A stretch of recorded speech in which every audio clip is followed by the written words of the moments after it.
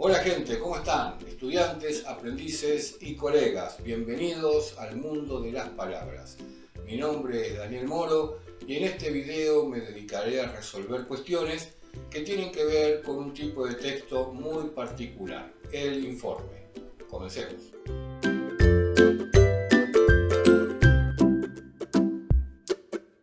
Antes de comenzar debemos tener bien en claro qué es un informe.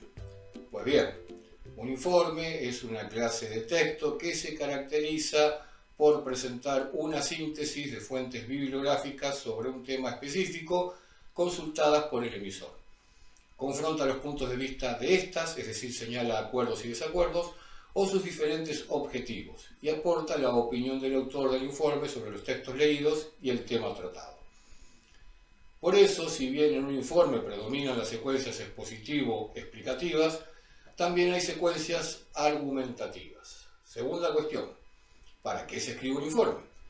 Por un lado, cuando se investiga, es usual escribir un informe para que otras personas interesadas en el tema conozcan los resultados. Por otro lado, en el ámbito escolar y universitario, la presentación de informes permite que los docentes evalúen el aprendizaje de los estudiantes. A su vez, elaborar un informe también es parte del aprendizaje, ya que implica organizar los datos y las ideas de los textos leídos en un nuevo texto para exponerlos clara y ordenadamente.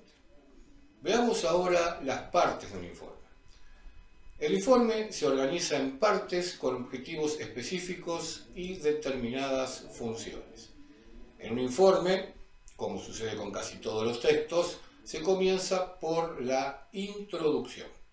En la introducción se plantea el tema global y el aspecto particular del tema que se aborda en el informe y suele formularse como una interrogación directa o indirecta.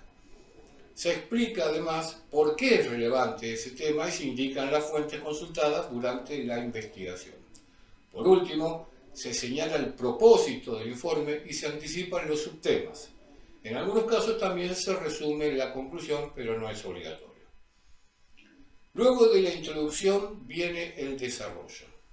¿Cómo se resuelve el mismo? Pues bien, en apartados precedidos por un subtítulo se exponen los subtemas que conforman el desarrollo.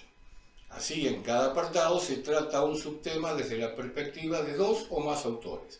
Es decir, se confrontan sus visiones sobre ese aspecto particular del tema global. Pero atención, no debe cometerse el error muy común de copiar y pegar una sucesión de resúmenes de cada texto fuente, sino que debe resolverse como si presentáramos una especie de debate construido por nosotros mismos, a través de citas, de los diferentes autores en cuestión.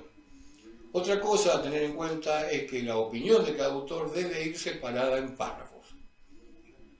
Al desarrollo le sigue la conclusión. En ella se presenta una síntesis de las visiones expuestas en el desarrollo y su evaluación. Además, el autor del informe explicita su opinión sobre el tema. Esta opinión responde a la pregunta formulada en la introducción y es una consecuencia del desarrollo, es decir, debe quedar fundamentada por la información presentada. En la conclusión pueden plantearse otras preguntas sobre el tema o nuevas líneas de investigación para el futuro. Por último, en el final del informe se presenta la bibliografía. En este apartado se registran las fuentes consultadas mediante referencias bibliográficas ordenadas alfabéticamente. Ahora veamos algunas consideraciones gramaticales a tener en cuenta cuando se redacta un informe, algo de suma importancia. En esta parte del video la podemos subtitular Confrontación de las ideas de un texto. ¿Por qué? Porque por todo lo visto, ahora sabemos que un informe confronta ideas. Para hacerlo bien, hay que tener en cuenta que para expresar la relación entre las visiones de diversos autores, lo mejor es usar conectores. Si las visiones coinciden, se pueden usar de acuerdo con, asimismo, de igual modo, de la misma manera, también, tal como. Si se oponen, se pueden emplear conectores como en cambio, por el contrario, por otra parte, pero, sin embargo, contrariamente, en lugar de, en vez de, etc. Otra variable a tener en cuenta tiene que ver con la parte argumentativa, que debe aparecer, como dijimos al principio, en la conclusión, y es donde se introduce la opinión del autor. El autor del informe puede expresar su punto de vista también mediante conectores, y es lo más aconsejable. Y estos, entre otros, pueden ser, en mi opinión, a mi juicio, a mi entender, etc. Claro está que si el emisor es un grupo de autores, los adjetivos posesivos se usan en plural. Resumiendo, elaborar un informe implica elegir un tema y determinar qué aspecto de ese tema se tratará. Seleccionar las fuentes bibliográficas, distinguir en ellas ideas principales y secundarias y relacionar los puntos de vista de varios autores.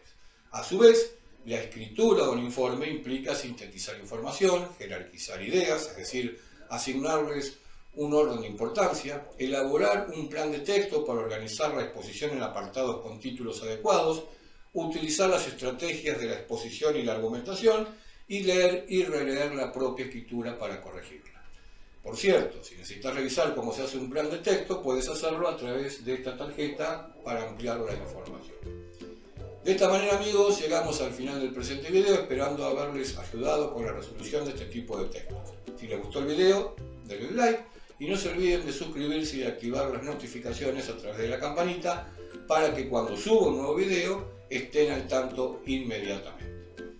Por lo pronto, nada más, solo me resta decir muchas gracias por estar, participar y acompañar. Sean felices, lean varios libros para hacer un informe y hasta pronto.